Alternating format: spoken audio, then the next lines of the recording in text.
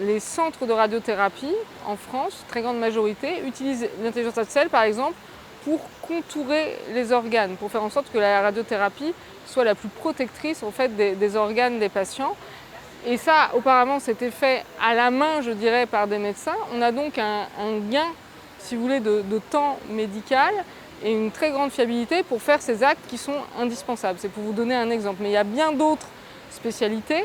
Après, il y a aussi des programmes de recherche qui permettent d'utiliser l'intelligence artificielle pour aller plus loin, pour répondre à des questions scientifiques qu'on n'arrivait pas à résoudre jusqu'à présent et qui vont permettre demain de développer ce qu'on appelle les biopsies liquides, c'est-à-dire des prises de sang qui vont permettre de déterminer le risque de cancer, pour donner un exemple.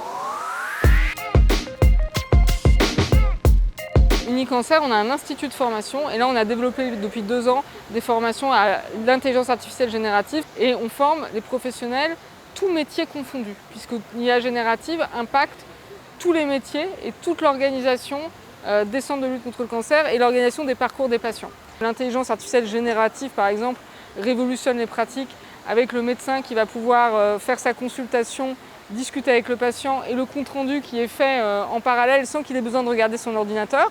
Il faut les former aussi au choix des bons outils pour que les outils soient protecteurs des données des patients. Ça permet d'anticiper les évolutions des métiers qui vont être considérables dans les années qui viennent, de les faire monter en compétences, de pouvoir les centrer sur des fonctions qui vont être très qualitatives, notamment par exemple la coordination des parcours pour les assistantes médicales et pour les infirmières expertes pour des parcours qui sont complexes.